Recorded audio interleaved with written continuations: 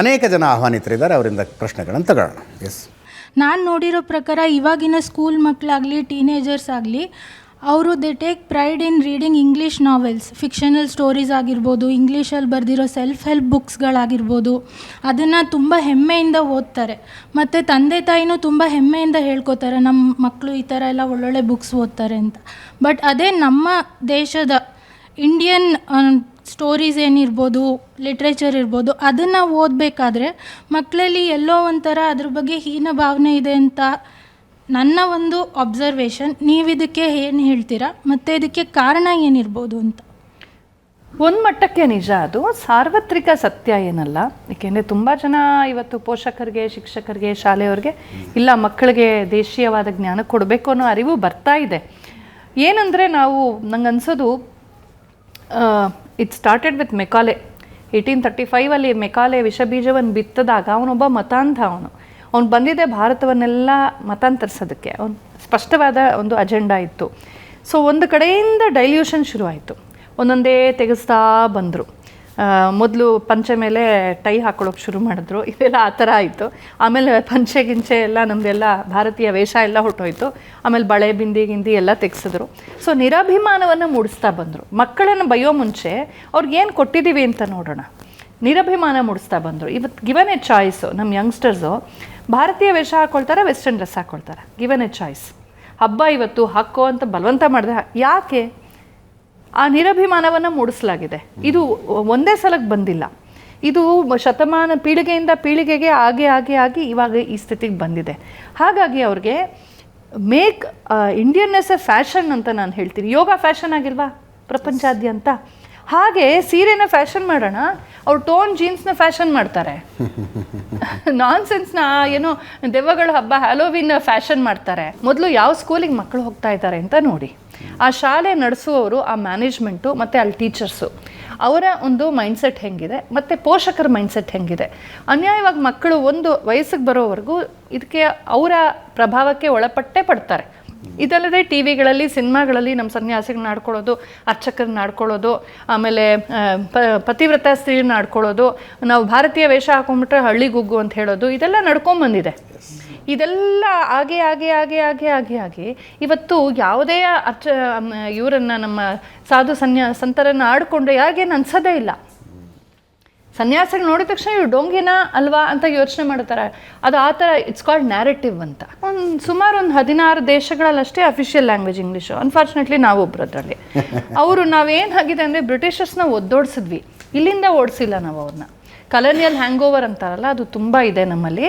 But ಏನಂದರೆ ಅದು ನಿಧಾನವಾಗಿ ಹೋಗಬೇಕು. ನಾನು ಕೂಡ ಇಂಗ್ಲೀಷ್ ಮೀಡಿಯಮಲ್ಲೇ ಓದಿದ್ದು. ನಾನು ಕನ್ನಡ ಶಾಲೆಯಲ್ಲಿ ಕಲಿತೇ ಇಲ್ಲ. ಯಾರೂ ನಂಬೋದೇ ಇಲ್ಲ ಹೇಳಿದ್ರೆ. ನಂಗೆ ಅಮ್ಮ ಕಲಿಸಿದ್ದು. ನಮ್ಮಮ್ಮ ತೆಲುಗುನವ್ರು, ಆಂಧ್ರದವರು. ನನ್ನ ಮಗಳಿಗೆ ಕನ್ನಡ ಬರಲ್ಲ, ಬರದೇ ಹೋಗಬಾರ್ದು ಅಂತ ಮನೇಲಿ ನನಗೆ ಕಲಿಸಿದ್ರು. ಓದೋಕ್ಕೆ, ಬರೆಯೋಕ್ಕೆ, ಮತ್ತು ಮಾತಾಡೋಕ್ಕೆ ಅಫ್ಕೋರ್ಸ್ ಇಲ್ಲೇ ಹುಟ್ಟು ಬಂದು ಬರ್ತಾಯಿತ್ತು. ನನಗೆ ಸಮಸ್ಯೆ ಇತ್ತು. 1 ವರ್ಷದ ಕಾಲ ನಾನು ವ್ರತ ಥರ ಇಂಗ್ಲೀಷ್ ಓದಬಾರ್ದು, ಮಾತಾಡಬಾರ್ದು ಅಂತ 1 ವರ್ಷ ನಾನು ಕಾನ್ವೆಂಟಲ್ಲೇ ಓದಿದ್ದು, ಸೆಂಟ್ರಲ್ ಸಿಲೆಬಸ್ಸಲ್ಲಿ. ತುಂಬ ನಾನು ಇದು ಮಾಡಿಕೊಂಡೆ. ನನ್ನ ಬರವಣಿಗೆ ಮಾತೆಲ್ಲ ಇಂಗ್ಲೀಷೇ ಆಗಿತ್ತು. ಆಮೇಲೆ ಕನ್ನಡದ ರುಚಿ ಎತ್ಬಿಡ್ತು ನನಗೆ. ಹಾಗೆ ಏನಂತಂದರೆ English is the measurement of our worth. ನನ್ನ ಯೋಗ್ಯತೆಗೆ ಅದೇ ಒಂದು ಅಳತೆಗೋಲು ಅನ್ನುವ ಭ್ರಾಂತಿಯನ್ನು ಮೊದಲು ಬಿಡಬೇಕು ನಾವು. ನಮ್ಮ ಪ್ರಾಣೇಶ್ ಗಂಗಾವತಿ ತುಂಬ ಚೆನ್ನಾಗಿ ಹೇಳ್ತಿರ್ತಾರೆ, ಅಚ್ಚ ಕನ್ನಡ ಮಾತಾಡ್ಕೊಂಡು ನಾನು 28 ರಾಷ್ಟ್ರ ಸುತ್ಕೊಂಡ್ಬಂದಿದ್ದೀನಿ ಅಂತ. ಹಾಗೆ ನಾವು ಇಂಗ್ಲೀಷ್ ಅನ್ನೋದು ನಮ್ಮ ಯೋಗ್ಯತೆಯ ಅಳತೆಗೋಲಲ್ಲ, ಅದೊಂದು ಟೂಲು. ಮೊಬೈಲ್ ಇದ್ದಂಗೆ. ಮೊಬೈಲ್ ಬೇಕಾದ್ರೆ ಸ್ವಿಚ್ ಆಫ್ ಮಾಡ್ತೀನಿ, ಬೇಕಾದ್ರೆ ಆನ್ ಮಾಡ್ತೀನಿ, ಬೇಕಾದಾಗ ಬಳಸ್ತೀನಿ. ಇವತ್ತು ಏನಾಗ್ಬಿಟ್ಟಿದೆ ಅಂದರೆ ಮನೆಗಳಲ್ಲೂ ಕೂಡ ನಾನೊಂದು ಅನುಭವ ಹೇಳ್ತೀನಿ ಕೇಳಿ. ನನ್ನ ಒಬ್ಬಳು ವಿದ್ಯಾರ್ಥಿನಿ ಇಂಜಿನಿಯರಿಂಗ್ ಮಾಡಿದ್ಲು. ಅವಳು ಮದುವೆ ಆಗಿ ಅಮೆರಿಕಕ್ಕೆ ಹೋದ್ಲು. ಅಲ್ಲೇ ಆನ್ಲೈನ್ ಕ್ಲಾಸಿಗೆ ಬರ್ತಾ ಇದ್ಲು ಅವಳು, ಯಾವುದೋ ಒಂದು ಸಂಸ್ಕೃತ ಕಲಿಯೋಕ್ಕೆ. ಅಲ್ಲಿ ಅವಳು ಗಂಡನಿಗೆ ಇನ್ಯಾವುದೋ ಊರಿಗೆ ಹೋಗೋದಿತ್ತು. ಸ್ಟಾಪ್ ಗ್ಯಾಪ್ ಒಂದು 4-5 ತಿಂಗಳು ಅವಳಿಗೆ ಕೆಲಸ ಮಾಡೋಕ್ಕಾಗಲಿಲ್ಲ. ಪಕ್ಕದಲ್ಲೇ ಯಾವುದೋ ಶಾಲೆ ಇತ್ತಂತೆ, ಅಲ್ಲಿ ಟೀಚರ್ ಅಸಿಸ್ಟೆಂಟಾಗಿ ಟೀಚರ್ಗೆ ಅಸಿಸ್ಟ್ ಮಾಡೋಕ್ಕೆ ಅವಳು ಹೋಗ್ತಾ ಇದ್ಲಂತೆ. ಅವಳು ಒಂದು ಅನುಭವ ಹೇಳ್ಕೊಂಡ್ಳು, ಅಕ್ಕ ನೋಡಿ ಅಲ್ಲಿ ಚಿಕ್ಕ ಮಕ್ಕಳು ಅಂದರೆ ಪ್ರೀ ನರ್ಸರಿ ಇರ್ತಾರಲ್ಲ, ಆ ಮಕ್ಕಳಿಗೆ ಪಾಠ. ಸೊ ಆ ಮಕ್ಕಳು, ನಮ್ಮ ಭಾರತೀಯ ಮಕ್ಕಳೆಲ್ಲ ಇಂಗ್ಲೀಷ್ ಮಾತಾಡತ್ವೆ, ಆದರೆ ಚೈನೀ ಮಕ್ಕಳು, ಸ್ಪ್ಯಾನಿಷ್ ಮಕ್ಕಳು, ಫ್ರೆಂಚ್ ಮಕ್ಕಳು, ಜಾಪನೀಸ್ ಮಕ್ಕಳು ಇಂಗ್ಲೀಷ್ ಮಾತಾಡ್ತಿರ್ಲಿಲ್ಲ. ಸೊ ಪೇರೆಂಟ್ ಟೀಚರ್ ಮೀಟಿಂಗಲ್ಲಿ ಇವಳು ಸಹಜವಾಗಿ ಹೇಳಿದ್ಲಂತೆ, ನೀವು ಮಕ್ಕಳಿಗೆ ನಾವು ಹೇಳೋದು ಅರ್ಥ ಆಗ್ತಿಲ್ಲ, ನೀವು ಮನೇಲಿ ಸ್ವಲ್ಪ ಇಂಗ್ಲೀಷ್ನ ಮಾತಾಡ್ಸೋಕೆ ಶುರು ಮಾಡಿ ಅಂತ ಹೇಳಿದ್ಲಂತೆ ಅವಳು. ನಿಂತ್ಕೊಂಡ್ಬಿಟ್ರಂತೆ ಅವರು. How dare you say this? ನಾವು ಮನೇಲಿ ಚೈನೀಸ್ ಕಲಿಸ್ತೀವಿ, ಸ್ಪ್ಯಾನಿಷ್ ಕಲಿಸ್ತೀವಿ, ನೀವು ಕಲಿಸಿ ಇಂಗ್ಲೀಷ್ನ. ನಮ್ಮ ಮನೇಲಿ ನಾವು ಯಾಕೆ ಇಂಗ್ಲೀಷ್ ಮಾತಾಡಿಸ್ಬೇಕು ಅಂತ ಅವಳು ಹೆದರ್ಕೊಂಬಿಡೋಳು. ಅಕ್ಕ ನಮ್ಮವರು ಅಮೇರಿಕಕ್ಕೆ ಎಂದಾರು ಜೀವನದಲ್ಲಿ ಹೋಗಬೇಕಲ್ಲ, ಫೈನಲ್ ಡೆಸ್ಟಿನೇಷನ್ ಅನ್ನೋ ಭ್ರಾಂತಿಯ ಡೆಸ್ಟಿನೇಷನ್ ಅಮೇರಿಕಾ, ಅದಕ್ಕಾಗಿ ಇಲ್ಲಿಂದಲೇ ಶುರು ಮಾಡ್ಕೊಂಡ್ಬಿಡ್ತಾರೆ ಇಂಗ್ಲೀಷು. ಅಂದರೆ ಹೇಗಿದೆ ಅಂತ. ಅವರು ಕೂಡ ಅಲ್ಲಿಗೆ ಹೋಗ್ತಾರೆ, ಚೈನಿಯವರು ಬರ್ತಾರೆ, ಜಾಪಾನ್ ಬರ್ತಾರೆ, ಜರ್ಮನ್, ಬಟ್ ಅವ್ರ ಭಾಷೆನ ಅವ್ರು ಬಿಡೋದಿಲ್ಲ. ನಮ್ಮಲ್ಲಿ ಏನಾಗ್ಬಿಟ್ಟಿದೆ ಅಂದರೆ ಮಕ್ಕಳು ಅಲ್ಲಿ ಹೋಗಬೇಕು ಅಂದರೆ ಇವ್ರು ಶುರು ಮಾಡ್ಕೊಂಡ್ಬಿಡ್ತಾರೆ ಇಂಗ್ಲೀಷು. ಮಕ್ಕಳನ್ನ ಕಳಿಸ್ಬಿಟ್ಟು ನಾವು ಬಾಣಂತನ ಮಾಡೋಕ್ಕೆ ಹೋಗೋದೇ ಅಂತ ಪ್ಲ್ಯಾನ್ ಇರುತ್ತಲ್ಲ, ಇದು ಫಸ್ಟ್ ಹೋಗಬೇಕು. ಇಂಗ್ಲೀಷ್ ನಮ್ಮ ಯೋಗ್ಯತೆ ಅಳತೆಗೋಲಲ್ಲ, ಅದು ಯೂನಿವರ್ಸಲ್ ಟೂಲ್ ಒಪ್ಕೊಳ್ತೀನಿ. ಆದರೆ ಅದೊಂದರಿಂದನೇ ನಾನು ಬದುಕಬೇಕು ಅನ್ನೋ ಭ್ರಾಂತಿ ಮೊದಲು ಹೋಗಬೇಕು. ಮತ್ತು ಅದನ್ನು ಆಚೆ ಬರೋದು ತುಂಬ ಕಷ್ಟ ಇದೆ. ನನಗೆ ಆ ಕಷ್ಟ ಅನುಭವ ಆಗುತ್ತೆ. ಇಂಗ್ಲೀಷ್ ಇಲ್ಲದೆ ಮಾತಾಡೋಕ್ಕೆ ತುಂಬ ಪ್ರಯತ್ನ ಪಡ್ತೀನಿ ನಾನು. ಮನೇಲೂ ಆ ಒಂದು ಇದು ನಾವು ಪ್ರಯತ್ನ ಮಾಡ್ತಾ ಇರ್ತೀವಿ. ನನ್ನ ಮಗನಿಗೆ ಬೇಳೆ ಎಷ್ಟಾಯಿತು, ನಿನ್ನ ಚೀಲ ಎಲ್ಲಿ, ಶಾಲೆಗೆ ಹೊತ್ತಾಯಿತು, ತಡವಾಯಿತು ಅಂತ ಹೇಳೋಕ್ಕೆ ಬರೋದೇ ಇಲ್ಲ. ಸ್ಕೂಲ್ ಹೋಗಬೇಕು, ಲೇಟ್ ಆಯಿತು, ಬ್ಯಾಗ್ ಎಲ್ಲಿ, ಇದೇ ಬರುತ್ತೆ. ನೋಡ್ತಾ ಇರಿ ಬೇಕಾದ್ರೆ ಆಟೋಲ್ಲಿ ಹೋಗೋವಾಗ ಲೆಫ್ಟ್ ರೈಟು ಅಂತಲೇ ಬರುತ್ತೆ, ಎಡ ಬಲ ಬರೋದಿಲ್ಲ. ಅಷ್ಟರ ಮಟ್ಟ ಕನ್ನಡ ಕಳ್ಕೊಂಡಿದ್ದೀವಿ, ಅದು ತಪ್ಪು. ಮೇಡಮ್ ನಮಸ್ಕಾರ, ನನ್ನ ಹೆಸರು ಮಾಧುರಾಜ್ ಅಂತ, ಮೈಸೂರಿಂದ ಬಂದಿರೋದು. ಮೇಡಮ್ ಇವತ್ತು ನಾನು 2 ಕ್ವಶನ್ ಕೇಳಬೇಕು. ಮೊದಲನೇದು ಏನು ಅಂತಂದರೆ 2 ಪ್ರಶ್ನೆ ಕೇಳಬೇಕು. ಮೇಡಮ್ ಆ್ಯಕ್ಚುಲಿ ಇವಾಗ ಏನು ಅಂತಂದರೆ, ಇವಾಗ ಯೂತ್ಸ್ಗೆ ಬೇರೆ ಯಾವುದೋ ಆಥರ್ ಬರೆದಿರೋಂಥದ್ದು ಬಯೋಗ್ರಫಿ ಆಗಿರ್ಬೋದು, ಇಲ್ಲ ಅಂತಂದರೆ ಬೇರೆ ಯಾವುದೋ ಆಥರ್ ಬರೆದಿರೋಂಥ ಅವ್ರದ್ದು ಲೈಫ್ ಹಿಸ್ಟ್ರಿ ಆಗಿರ್ಬೋದು ಓದೋಂಥ ಅಟ್ರಾಕ್ಷನ್ಸ್ ಬರ್ತಿದೆ. ಬಟ್ ಭಗವದ್ಗೀತೆಯಲ್ಲಿ ಎಲ್ಲ ಇದೆ, ಧರ್ಮ ಇದೆ, ಕರ್ತವ್ಯ ಇದೆ, ನಾನೇನು ಮಾಡಬೇಕು, ಕಷ್ಟದಲ್ಲಿ ಯಾವ ಥರ ನಡ್ಕೋಬೇಕು ಅನ್ನೋದು ಎಲ್ಲ ಇದೆ. ಬಟ್ ಯೂತ್ನ ಏನಕ್ಕೆ ಅದು ಅಟ್ರಾಕ್ಷನ್ ಮಾಡೋದ್ರಲ್ಲಿ ಫೇಲ್ ಆಗ್ತಿದೆ ಅಂತ ನಿಮ್ಗೆ ಅನಿಸುತ್ತೆ? ಒಂದು ನಿಮಿಷ ಮೇಡಮ್, ಅಂದರೆ ಈಗ ಫಾರ್ ಎಕ್ಸಾಂಪಲ್ ಇವಾಗ ನಾನು MSc ಓದ್ಬೇಕಾದ್ರೆ ನನ್ನ ಜೀವನದಲ್ಲಿ ಔಟ್ ಆಫ್ ಸಿಲೆಬಸ್ ಓದಿರೋದು 2 ಬುಕ್ಕು. ಒಂದು ಸ್ಟೀವ್ ಜಾಬ್ಸ್ ಬುಕ್ಕು, ಅದು ಕನ್ನಡಕ್ಕೆ ಅನುವಾದ ಆಗಿತ್ತು ಅಂದ್ಬಿಟ್ಟು. ಇನ್ನೊಂದು ಭಗವದ್ಗೀತೆ, ಅದು ಅರ್ಧ ಓದಿದ್ದೀನಿ ಅಷ್ಟೇ, ಫುಲ್ ಓದಿಲ್ಲ, ಇನ್ನೂ ಓದ್ತಾ ಇದ್ದೀನಿ. ನನಗನ್ಸಿದ ಪ್ರಕಾರ ಏನು ಅಂತಂದರೆ, ನನ್ನ ಸರ್ಕಮ್ಸ್ಟೆನ್ಸಲ್ಲೇ ನಾನು ನೋಡಿದಾಗ ಭಗವದ್ಗೀತೆ ಓದಿರೋರು ತುಂಬ ಜನ ಕಡಿಮೆ ಇದ್ದಾರೆ. ಸೊ ಇನ್ ಕೇಸ್ ಅದು 1 or 2% ಕೂಡ ಕಡಿಮೆ ಇದೆ. ಅದು ಏನಕ್ಕೆ? ಈಗ ನನ್ನ ಫ್ರೆಂಡ್ಸ್ಗಳೆಲ್ಲ ನಾನು ತುಂಬ ಜನ ಹೇಳ್ತಿದ್ರು, ಏನು ಮಾಡ್ತೀವಿ ಬಿಡಿನ ಟೈಮಲ್ಲಿ, ಬೇರೆ ಯಾವ್ದಾದ್ರು ಬುಕ್ ಓದು, ತಗೋ ಈ ಬುಕ್ ಓದು, ಆ ಬುಕ್ ಓದು. ಅವರೇ ಪರ್ಚೇಸ್ ಮಾಡಿರೋ ಬುಕ್ನ ನನಗೆ ಕೊಟ್ಟಿದ್ದಾರೆ, ಬಟ್ ನಾನು ಅದು ಯಾವುದು ಓದೋಕ್ಕಾಗಿಲ್ಲ. ಬಟ್ ನನಗೆ ಓದಬೇಕು ಅನಿಸಿದ್ದು, ನನಗೆ ಅಟ್ರಾಕ್ಷನ್ ಆಯಿತು, ನಾನು ಓದ್ತಾ ಇದ್ದೀನಿ ಭಗವದ್ಗೀತೆನ. ಸೊ ಏನಕ್ಕೆ ಅಲ್ಲಿ ಎಡುತ್ತಾ ಇದ್ದೀವಿ ಯೂತ್ಸ್ ಅನ್ನೋದು ಅದೊಂದು. ಇನ್ನೊಂದು ವಿಚಾರ ಏನು ಅಂತಂದರೆ, ಅರ್ಜುನ ಶ್ರೀಕೃಷ್ಣ ಕೊನೆಯಲ್ಲಿ ಹೇಳ್ತಾನೆ, ಕರಿಷೇ ವಚನಂ ತಾವ ಅಂತ ಹೇಳ್ತಾನೆ. ನೀನು ಹೇಳಿದ್ದೆ ನಾನು ಪಾಲಿಸೋದಷ್ಟೇ ನನ್ನ ಕರ್ತವ್ಯ ಅಂತ ಅರ್ಜುನ ಹೇಳ್ಬಿಡ್ತಾನೆ. ಇವಾಗ ಹೆಂಗೆ ಪರಿಸ್ಥಿತಿ ಹೆಂಗಾಗಿದೆ ಅಂತಂದರೆ, ರಾಜಕಾರಣಿಗಳು ಏನು ಕೊಡ್ತಾರೆ ಅದನ್ನು ನಾನು ಸ್ವೀಕರಿಸೋಂಥ ಗುಣ ನಾವು ಬಂದ್ಬಿಟ್ಟಿದ್ದೀವಿ. ಯಾಕೆ ಭಗವದ್ಗೀತೆ ಜನಪ್ರಿಯ ಅಲ್ಲ? ಇಲ್ಲ, ಅದು ಖಂಡಿತವಾಗಿ ತುಂಬಾ ಜನಪ್ರಿಯ, ತುಂಬಾ ಜನಪ್ರಿಯವಾಗಿದೆ. ಬಟ್ ಯೂತ್ಸ್ಗೆ ಏನಕ್ಕೆ ಅದು ಅಟ್ರಾಕ್ಷನ್ ಆಗ್ತಾ ಇಲ್ಲ? ಅಲ್ಲ, ಅದ ಜನಪ್ರಿಯತೆ ಹೆಂಗೆ ಹೇಳ್ಬೋದು ಅಂದರೆ, ಅತಿ ಹೆಚ್ಚು ಖರೀದಿಸುವ ಪುಸ್ತಕ ಮತ್ತು ಅತಿ ಕಡಿಮೆ ಓದುವ ಪುಸ್ತಕ ಅಂತಲೂ ಕೆಲವು ಇರ್ತವೆ.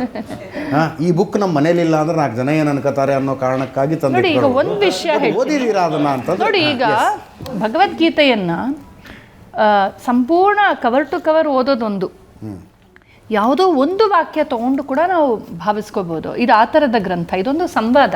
ಈಗ ನೀವೇನು ಮಾಡ್ತೀರಾ, ಈ 1-1.5 ಗಂಟೆ ಸಂವಾದದಲ್ಲಿ 1-2 ಕ್ಲಿಪ್ಪಿಂಗ್ಸ್ ಹಾಕೋದಿಲ್ವಾ, ಹೈಲೈಟ್ಸ್, ಆ ಥರ ಇದನ್ನ ತಿಳ್ಕೊಳ್ಬಹುದು. ಅಂದ್ರೆ ಇದು ಕಾದಂಬರಿ ಥರ ಅಲ್ಲ, ಒಂದು ಕಾದಂಬರಿ ಥರ ಅಲ್ಲ. ಹಾಗೂ ಇದೆ, ಆ ಥರನೂ ಇದೆ. ಅದೊಂದು ಸುಂದರವಾದ ಸಂವಾದ ಕ್ರಮದಲ್ಲಿ ಹೋಗುತ್ತೆ. ಆದರೆ ಕೆಲವು ಈಗ ನಾನು 1-2-3 ಉದಾಹರಣೆ ಕೊಟ್ಟನಲ್ಲ, ಉದ್ಧರೇದ ಆತ್ಮನಾತ್ಮಾನಂ ಇರ್ಬೋದು ಇತ್ಯಾದಿ. ಹಾಗೆ ಕೆಲವು ವಾಕ್ಯಗಳನ್ನು, ವಾಕ್ಯಾರ್ಧ ಕೂಡ ಸಾಕು. ನಾನು ಮಕ್ಕಳಿಗೆ, ನನ್ನ ಸ್ಟೂಡೆಂಟ್ಸ್ಗೆ ಅಥವಾ ಪೇಪರೆಲ್ಲ ಬರೆಯುವಾಗ ನಾನು ವಾಕ್ಯಾರ್ಧಗಳನ್ನು ತೊಗೊಳ್ತೀನಿ. ಯೋಗಸ್ಥ ಕುರು ಕರ್ಮಾಣಿ ಅಷ್ಟೇ, ಯೋಗ ಕರ್ಮಸು ಕೌಶಲಂ ಸಮತ್ವಂ ಯೋಗ ಉಚ್ಯತೆ, ಇಂಥದ್ದು ಉದ್ಧರೇದ ಆತ್ಮನಾತ್ಮ ಅಷ್ಟೇ ಇಟ್ಕೊಂಡು ನಾವು ಮಾಡ್ಬೋದು. ಅಂದರೆ ನೀವು ಭಗವದ್ಗೀತೆಯ ಅಭಿಪ್ರಾಯಗಳೇನಿದೆಯಲ್ಲ, ಅದು ನಮ್ಮ ಜೀವನದಲ್ಲಿ, ಕಥಾನಕಗಳಲ್ಲಿ ಎಲ್ಲ ಕಡೆ ಸೇರ್ಕೊಂಡ್ಬಿಟ್ಟಿದೆ. ಅದನ್ನು ಇವ್ರು ಯಾರು ಏನೂ ಮಾಡೋಕ್ಕಾಗಲ್ಲ. ಇವರು ಭಗವದ್ಗೀತೆನೋ ಗ್ರಂಥವನ್ನು ಅಕ್ಷರಶಃ ಹಾಗೇ ನಮಗೆ ಪಠ್ಯವಾಗಿ ತರಕ್ಕೆ ಬಿಡ್ತಾರೋ ಇಲ್ವೋ, ಮೆರೆಯೋಷ್ಟು ದಿನ ಮೆರೀತಾರೆ, ಹೋಗ್ತಾರೆ. ಆದರೆ ಭಗವದ್ಗೀತೆಯ ಅಭಿಪ್ರಾಯಗಳಿದೆಯಲ್ಲ, ಅದು ನಮ್ಮ ಜೀವನದಲ್ಲಿ ತುಂಬ ಸೇರ್ಕೊಂಡ್ಬಿಟ್ಟಿದೆ. ಮತ್ತು ನಮ್ಮ ಯುವಕರಿಗೆ ಇದು ನಿನ್ನ ಜೀವನಕ್ಕೆ ಇಟ್ಸ್ ಅ ಸಕ್ಸಸ್ ಮಂತ್ರ ಅನ್ನೋದನ್ನು ನಾವು ಹೇಳಬೇಕು ಅವ್ರಿಗೆ. ಇದು ರಿಟೈರ್ಡ್ ಆದವರು ಓದೋದು ಅಂತನ್ನುವ ಒಂದು ನ್ಯಾರೇಟಿವ್ ಇದೆ. ಆ ನ್ಯಾರೇಟಿವ್ನ ಯಾರು ಹುಟ್ಟಿಸ್ತಾರೆ? ವಾಮಪಂಥೀಯರು ಹುಟ್ಟಿಸ್ತಾರೆ. ವೃದ್ಧಾಪ್ಯದ ಕಾಲಕ್ಷೇಪ. ಎಂಜಲ್ ಕಾಸಿಗಾಗಿ ದೇಶ ಧರ್ಮಗಳನ್ನು ವಿರೋಧಿಸುವಂಥ ಜನ ಇರ್ತಾರೆ. ಅದೇನೋ ನಮ್ಮ ದೇಶಕ್ಕೆ ಅದೊಂದು ಶಾಪ. ಎಲ್ಲ ಕಾಲದಲ್ಲೂ ಒಂದಷ್ಟು ದ್ರೋಹಿಗಳಿದ್ರು, ಆಯಿತಾ? ಆ ದ್ರೋಹಿಗಳು ಈ ಥರ ನ್ಯಾರೇಟಿವ್ಸ್ ಹುಟ್ಟಿಸ್ತಾರೆ. ಅವರು ಕೆಲವೇ ಜನ ಇದ್ದರೂ ಕೂಡ ನಾನ್ಸೆನ್ಸ್ನ ಹೇಳ್ತಾನೆ ಇರ್ತಾರೆ. ನಾವು ಮಕ್ಕಳಿಗೆ ಇದು ನಿನ್ನ ಜೀವನಕ್ಕೆ ಬೇಕಾದಂಥದ್ದು, ಇದೊಂದು ಸಕ್ಸಸ್ ಮಂತ್ರ ಅಂತ ಹೇಳಬೇಕು. ಹೇಳಿದ ತಕ್ಷಣ ನಾನು ಪುಟ್ಟ ಮಕ್ಕಳಿಗೆ ಭಗವದ್ಗೀತೆ ಕ್ಲಾಸ್ ಮಾಡ್ತೀನಿ. ಪುಟ್ಟ ಮಕ್ಳಿಗೆ ಏನು ಅರ್ಥ ಆಗುತ್ತೆ ಅಂತೆಲ್ಲ ಹೇಳ್ಬೋದು, ಅರ್ಥ ಆಗುತ್ತೆ.